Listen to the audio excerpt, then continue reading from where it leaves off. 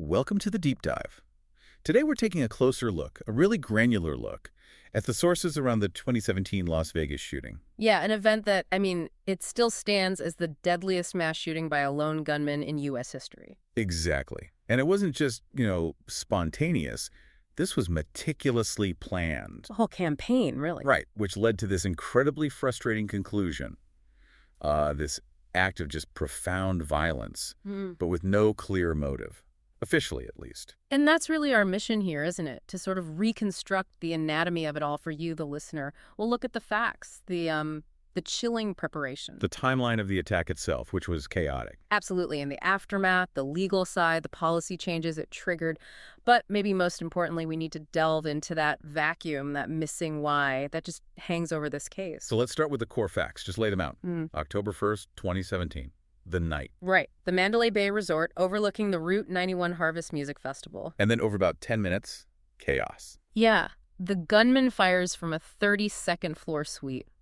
Over 1,000 rounds. Into that crowd below. 60 people ultimately killed, not counting the shooter himself. And hundreds more injured. The scale was just unprecedented for a single shooter event. Okay, so to really understand the practical side of this, you have to picture the location, the Las Vegas Strip. It's all about this controlled, almost artificial environment. Right. Luxury, security, theater. But then you have the Mandalay Bay, 43 stories high. Towering over the concert venue. Which gives this perfect elevated firing position. It really was ideal from a purely tactical, though obviously horrifying perspective. Yeah. He was about, 490 yards away from the stage area? Roughly that, yeah. And the venue itself, Las Vegas Village, it's in this big open space. 15 acres. Packed. Over 22,000 people there for the final night of this country music festival. So that elevation advantage is key. Absolutely critical. Because law enforcement, the victims, they couldn't immediately pinpoint where the shots were coming from. Right. They couldn't suppress the fire easily. Exactly. That vulnerability of the crowd, plus his inaccessible position, it was a deadly combination. So who was the person behind this? Stephen Paddock. The sources paint this picture, right? Yeah. 64 years old, former auditor, involved in real estate, lived in Mesquite, Nevada. Seemed quiet, successful at least on the surface. Twice divorced, no known kids. But then there's the family history detail, which is, it's hard to ignore. His father, Yeah. Benjamin Paddock. Yeah, a notorious bank robber. Actually, on the FBI's 10 most wanted list for 8 years back in the late 60s, early 70s, described as a career criminal, diagnosed as psychopathic, apparently. Now, investigators were careful about this, weren't they? They were. They stressed this didn't cause Stephen Paddock to do what he did. Sure. But it's a pretty stark background detail of family history involving high-stakes crime and, frankly, notoriety. And yet Paddock himself, Stephen, had basically no criminal record. Just traffic stuff, yeah. Nothing that would flag him. He wasn't a stranger to Vegas, though. Far from it. No, he was deeply embedded in the high-stakes gambling world. The reports say he liked single-player video poker, played high enough to get comps. Right, the complimentary rooms, meals, all those perks, which is exactly how he got the suite at Mandalay Bay. That relationship with the casinos is pretty crucial then. It really is. The staff knew him, but he cultivated this image of being, solitary, the lone high roller. Kept to himself. But if you look at his finances in the couple of years before the attack, Things were going downhill. significantly, he'd lost a lot of wealth, but then just before the shooting, she did something really unnerving. What was that? He paid off all his gambling debts meticulously.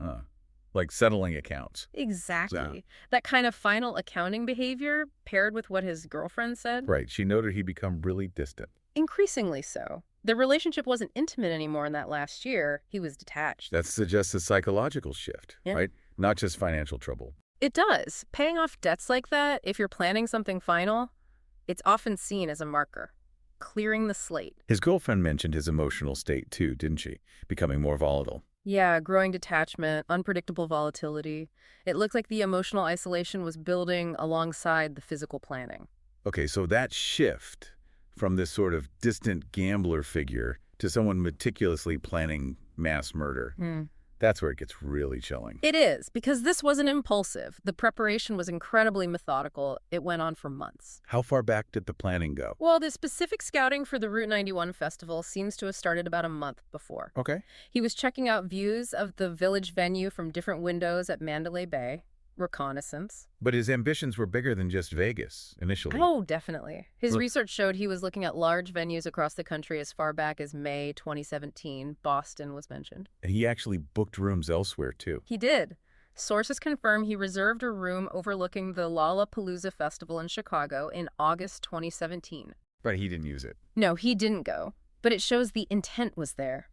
Targeting a big outdoor crowd was on his mind months earlier. And closer to the event. He also stayed at the Ogden, another hotel in Vegas, which overlooks the site for the Life is Beautiful festival. Which happened just the week before the Route 91 shooting. Exactly, September 22nd to 24th. So he was actively casing potential large-scale targets right up until the end, selecting based on density, vantage point, feasibility. And his online activity reflected this. Very clearly.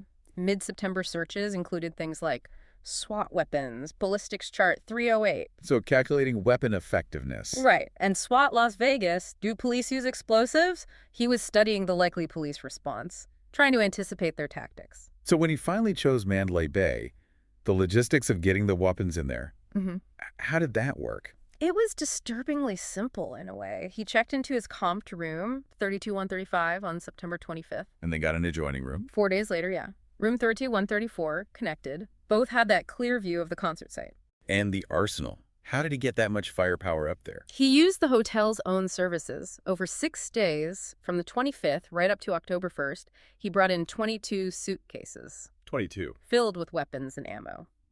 And he used the hotel bellman to bring many of them up. They wouldn't have known what was inside, obviously. Of course not. They were just doing their job. He was essentially using the luxury service infrastructure against itself. And then he put up do not disturb signs. Yep, on both doors, September 30th, to make sure he wouldn't be interrupted while setting everything up. Okay, let's talk about the weaponry itself. What did investigators find? A total of 24 firearms in the suite. All legally purchased. Yes, across 4 states, Nevada, California, Texas, and Utah. He followed the laws in place at the time of purchase. What kinds of guns? Mostly semi-automatic rifles, 14 AR-15 style rifles, which use the .223 caliber round, and 8 AR-10 type rifles, which fire the larger, more powerful .308 caliber round, plus a couple of others. Why the mix of AR-15s and AR-10s? Tactical reasons. Almost certainly. The AR-15s with .223 rounds are good for volume of fire, suppressive effect. The AR-10s with .308 rounds, they hit harder, maintain energy better over distance. Like that 490-yard range. Exactly. The .308 would still be devastatingly effective at that range, better at penetrating light cover perhaps, while the AR-15s, especially with the bump stocks, were about maximizing the number of rounds downrange quickly. Which brings us to the bump stocks. Yes. That was the key modification, wasn't it? It really was the defining technical aspect. All 14 of the AR-15s were fitted with them. Can you explain for our listeners maybe who aren't familiar what exactly a bump stock does, how it works? Sure. So a normal semi-automatic rifle fires 1 shot each time you pull the trigger. A fully automatic machine gun keeps firing as long as the trigger is held down. A bump stock gets around the legal definition of a machine gun. It replaces the standard shoulder stock and grip. It's designed to slide back and forth slightly. Right. So the shooter holds their trigger finger still in the trigger guard. When they fire, the rifle's recoil pushes the whole gun back. The bump. Exactly. The stock lets the rifle slide back, and then the shooter's forward pressure on the handguard pushes it forward again, bumping the trigger against the stationary finger, firing another round very quickly.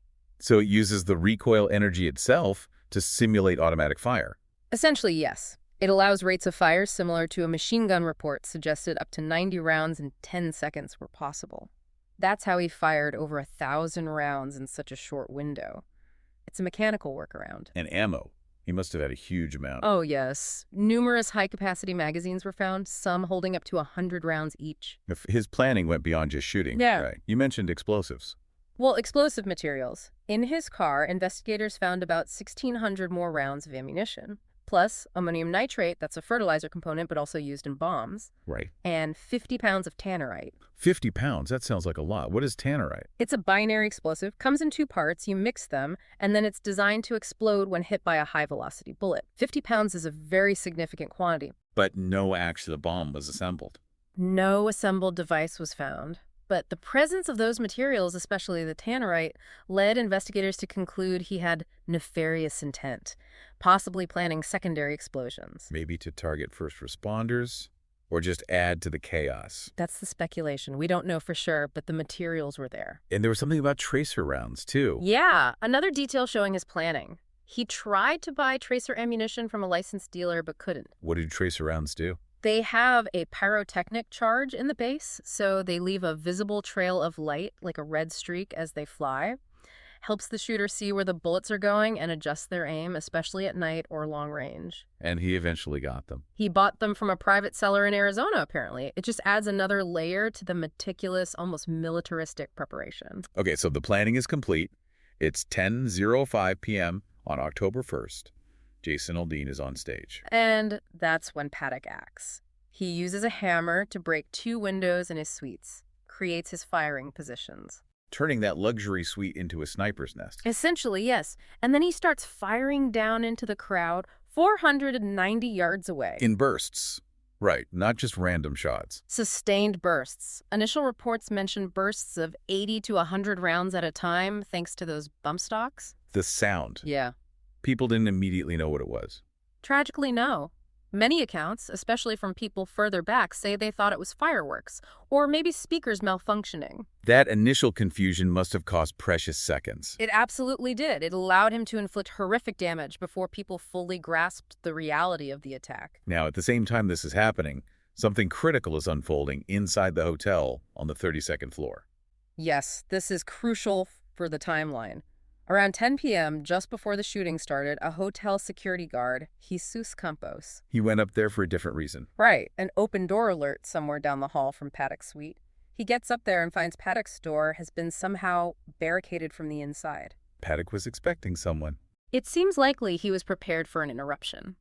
Because at 10:05 p.m., the exact same time the shooting starts raining down on the crowd, Campos gets near the door, and Paddock fires through the door at him. About 35 rounds fired through the door. Hitting Campos. Yes, Campos was shot in the thigh. He immediately took cover. And he reported it. He did. Radio dispatch called hotel security. He identified the shooter's location and that he was taking fire. And there was someone else there, too, a maintenance worker. Right, Stephen Shuck. He was nearby. Campos warned him to take cover. Shuck also radioed dispatch, telling them to call the police. So hotel security knew the exact location of the shooter on the 32nd floor right as the main attack began. Correct. That information was relayed internally at the very start. This internal incident, Campos being shot, became a major point of confusion later, didn't it? It really did, the timing of it. But Paddock wasn't just focused on the crowd or the hotel hallway. He shot at something else, too. Yeah, he fired 8 bullets towards McCarran International Airport, specifically at a huge jet fuel tank. How far away was that? About 2,000 feet, considerably further than the crowd. Did he hit it? He did. One bullet actually penetrated the tank wall. But it didn't explode. Thankfully, no. Jet fuel isn't like gasoline, it's basically kerosene. It's much less volatile.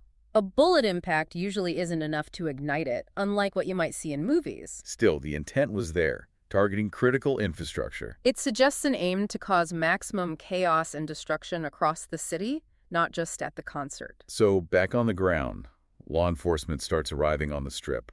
What was the situation like for them? Utter chaos. Reports of heavy gunfire from an elevated position, but initially confusion about exactly where. Mandalay Bay, Luxor next door, the festival grounds. All were reported initially, and worse, there were multiple erroneous reports of other active shooters at different hotels along the Strip. Diversions. Exactly. It tied up critical resources, delayed getting everyone focused on the real threat at Mandalay Bay. It shows just how difficult managing information is in that kind of crisis. But officers did get to the 32nd floor relatively quickly. Surprisingly fast, yes. They reached the floor by 10:15 p.m. Just 12 minutes after the shooting started. And they found the wounded Campos a minute later. He pointed them towards Paddock's room. But they didn't go in right away. No, the room wasn't breached until 11:20 p.m. That's over an hour after they got to the floor. Paddock had stopped firing around 10:15 p.m. That's right. He stopped shooting well before the breach, when they finally used explosives to get in. They found him dead. Yes, self-inflicted gunshot wound to the mouth.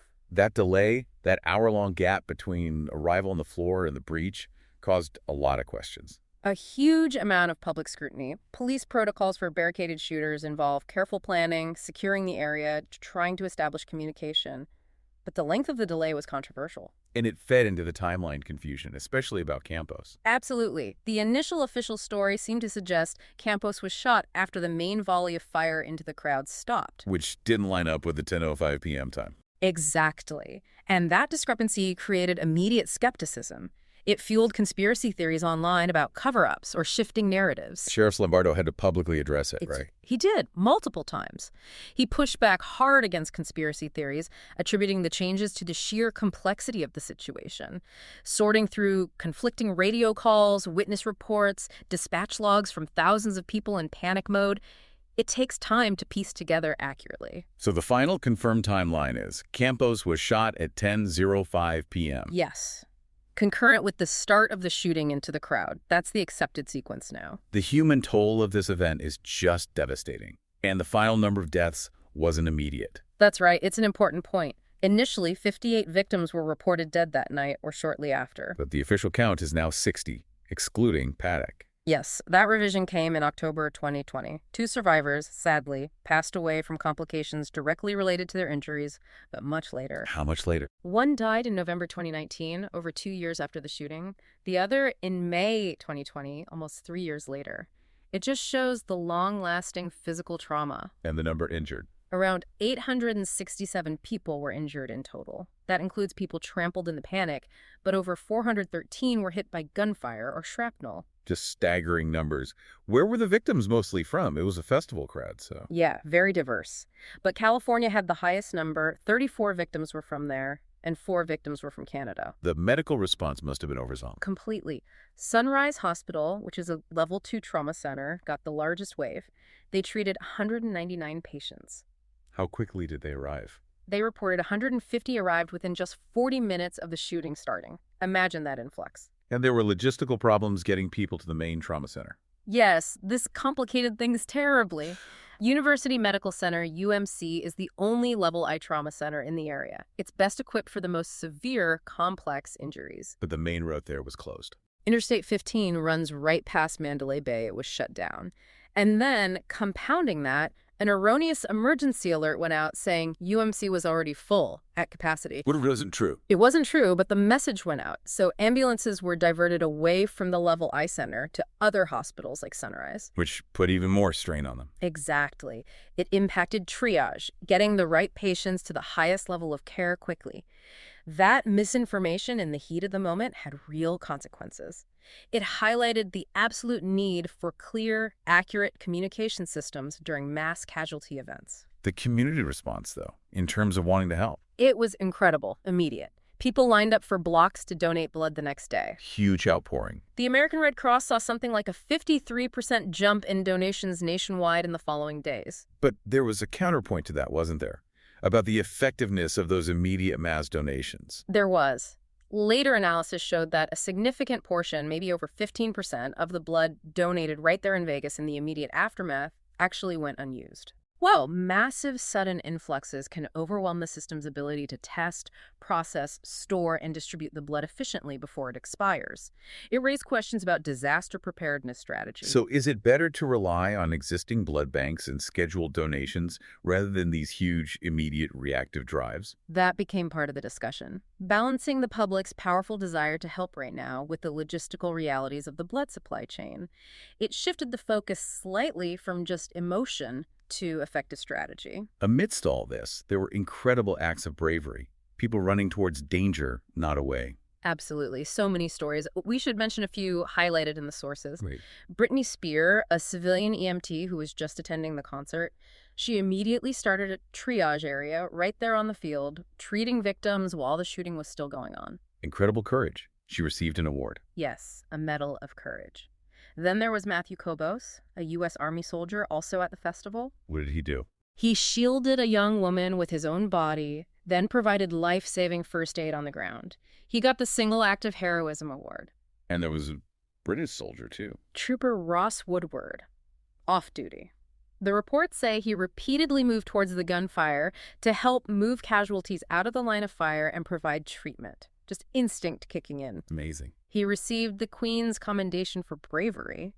It really highlights that impulse some trained individuals have to run towards the problem, even when unarmed themselves. All right, let's move to the investigation. It was massive, lasted months.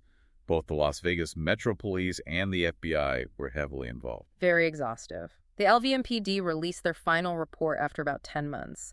The FBI's Behavioral Analysis Unit, the BAU, also published their findings. And they answered a lot of the how. Definitely. Yeah. They were very clear on the logistical facts. Paddock acted completely alone. No conspiracy. No second gunman. No evidence whatsoever found for either. They also definitively ruled out any links to hate groups, political organizations, or terrorist groups. Including ISIS, who tried to claim him. Yes. ISIS claimed he was their soldier, even gave him an Arabic name, but provided zero proof. The FBI dismissed that claim entirely. They found nothing to suggest any ideological motive like that. Which leaves what? The massive, frustrating vacuum, the why. Both reports officially concluded that the motive had not been definitely determined. The FBI said no single or clear motivating factor. For the BAU, whose job is literally profiling these things, that's a pretty stark conclusion. It is. They couldn't nail it down. Their report leaned towards his deteriorating mental state. How so? They focused on things like his reported narcissism, his obsession with status, especially through high-stakes gambling, and the fact that his health was declining, his wealth was declining. Challenging his self-image. Exactly. Challenging his identity as this successful, high-status guy who was always in control. They ruled out classic psychosis or specific political religious drivers. So the theory is this was some kind of final extreme act to reclaim notoriety or control, a response to narcissistic injury. That seems to be the direction the BAU leaned, seeking infamy when other forms of status were fading. But, and this is the key, they couldn't find that smoking gun. No manifesto, no suicide note explaining it, no final video. Just silence on the motive? Which is terrifying in itself. It shows that someone can become so isolated, so internally focused on whatever dark path they're on, that they can plan and execute something this catastrophic without leaving behind a clear reason in the way we usually understand it. But they did find physical evidence of his meticulous planning during the event prep. Oh, yes. A handwritten note was found in the suite. But it wasn't a manifesto. What was it? Calculations, distance to the crowd, wind considerations, bullet trajectory adjustments, purely technical. The mind of an engineer, almost. Coldly logical. Precisely. And the cameras he set up. Right, he had surveillance cameras. Hidden cameras, yeah. Inside the peephole of the door, outside on a service cart in the hallway, likely to watch for police or security approaching. Are they recording? Here's the chilling part. They were functional, but they were not recording. It suggests he was monitoring them live, perhaps on a tablet, but didn't intend to leave behind footage of the event itself or his preparations in the room. Was anyone else ever charged in connection with the attack? Only tangentially. A man named Douglas Haig. His fingerprints were found on some unfired armor-piercing ammunition in the suite. What was his connection? He was an ammunition seller, but wasn't licensed to manufacture it. He eventually pleaded guilty in 2020 to illegally manufacturing ammunition. So it confirmed Paddock accessed some specialized ammo through non-standard channels. Yes, but it did nothing to explain the why. And that lack of a clear why created a breeding ground for something else. Misinformation. Instantly. The moment authorities admitted they didn't have a definitive motive, the conspiracy theories just exploded online. Where did they come from initially? All over. Places like 4chan boards, fringe news websites like Your Newswire. They immediately started pushing false stories, different shooter identities, claims of a second gunman on a lower floor. And foreign actors jumped in. Oh, yeah. Sputnik, the Russian state news agency, put out false claims that the FBI had linked Paddock to terrorism. ISIS made their unsubstantiated claim. It became a tool to sow confusion and distrust. Tech platforms got caught in the middle of this. They did. Google and Facebook faced massive criticism because these fake news stories and conspiracy theories were surfacing right at the top of search results and news feeds in the hours after the attack. A failure to curate information in a crisis. Absolutely. YouTube had a particularly bad problem with conspiracy videos spreading rapidly. They actually had to change their search algorithm afterwards to prioritize more authoritative news sources in breaking news situations. It was a real wake-up call for them. And the impact wasn't just theoretical. It hurt the actual survivors. Horrifically so. Victims and their families faced online harassment, vile accusations of being crisis actors, part of a government plot, a secondary trauma inflicted by these baseless theories. There's an argument that trying to remove that content can backfire, right? Yeah, political scientist Joseph Yuczynski made that point. Aggressively scrubbing conspiracy content can sometimes feed the narrative for believers. See, they're trying to hide something. It creates this difficult balance for platforms between stopping harassment and avoiding the appearance of censorship that fuels further distrust. Okay, the aftermath. Politically, the shooting forced the gun control debate back into the spotlight, at least briefly. It did. President Trump called Paddock sick and demented, labeled the attack an act of pure evil. Standard responses in these situations. But behind the scenes, A White House memo argued against pushing for tighter gun control laws. The reasoning was that new laws wouldn't stop someone like Paddock, a madman, but would infringe on the rights of lawful gun owners. So the focus shifted away from broad legislative action pretty quickly. except for one specific item, the bump stocks. Yes, that became the focus, because they were so clearly instrumental in the high casualty rate, the ability to achieve that near-automatic rate of fire. And there was actually some bipartisan movement on that. Surprisingly, yes. Democrats, obviously, but also some Republicans expressed support for regulating or banning them. Even the NRA suggested they should be subject to additional regulation, though they preferred the ATF handle it administratively rather than Congress passing a new law. Did states act first? Massachusetts did. They became the first state to ban bump stocks in November 2017, just a month after the shooting. And then a federal ban followed. Yes, in December 2018, the Trump administration's Justice Department finalized a rule reclassifying bump stocks as machine guns under existing federal law, effectively banning them nationwide via ATF regulation. But that ban didn't last. No. The legal basis was challenged, arguing the ATF overstepped its authority by redefining machine gun administratively. And it went to the Supreme Court. It did. And in June 2024, the Supreme Court overturned the ban. What was their reasoning? How could they say it wasn't a machine gun when it fired so fast? It came down to the precise wording of the National Firearms Act of 1934. That law defines a machine gun as a weapon that fires continuously by a single function of the trigger. Okay.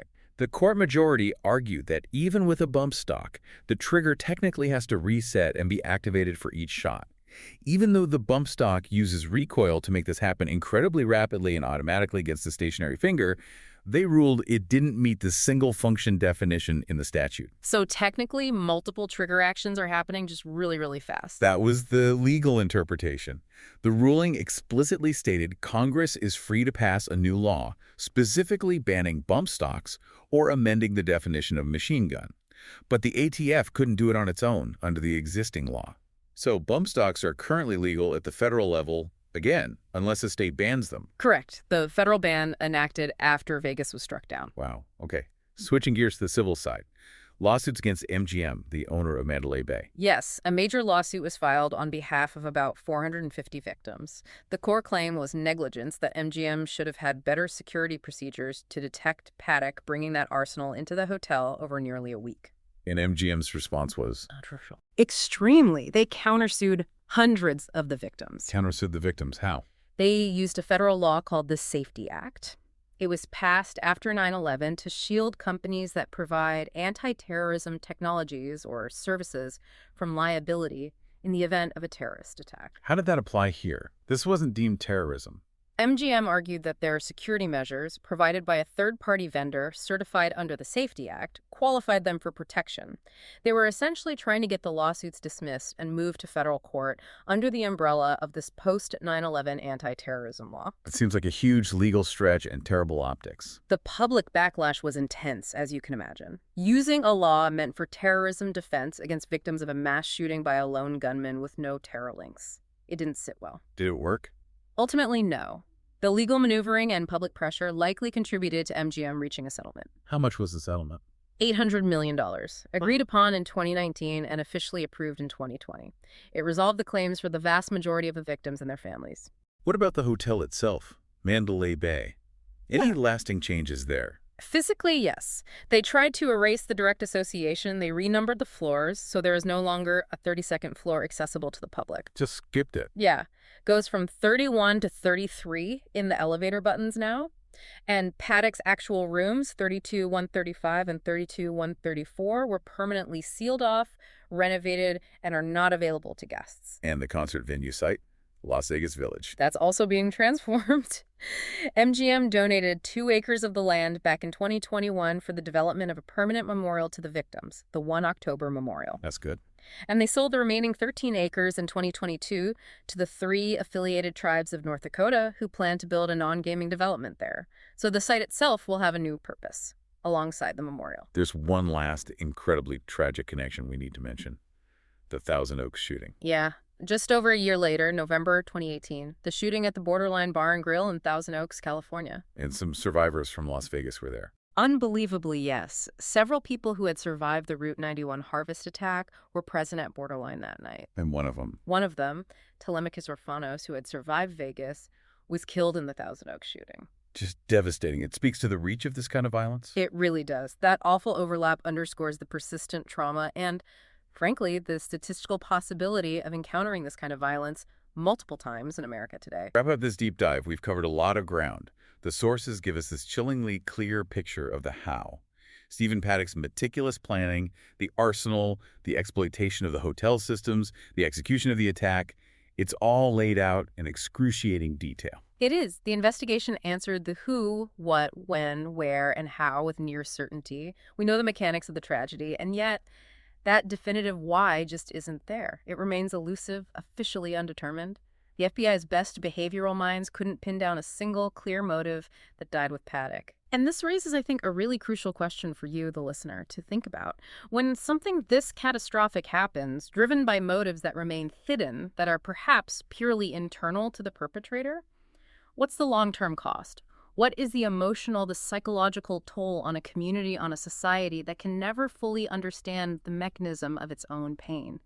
What does it mean when the goal seems to be just maximum carnage, without an ideology you can point to, fight against, or even comprehend? It leaves this profound void, doesn't it? A space that facts and timelines, as detailed as they are, just can't seem to fill.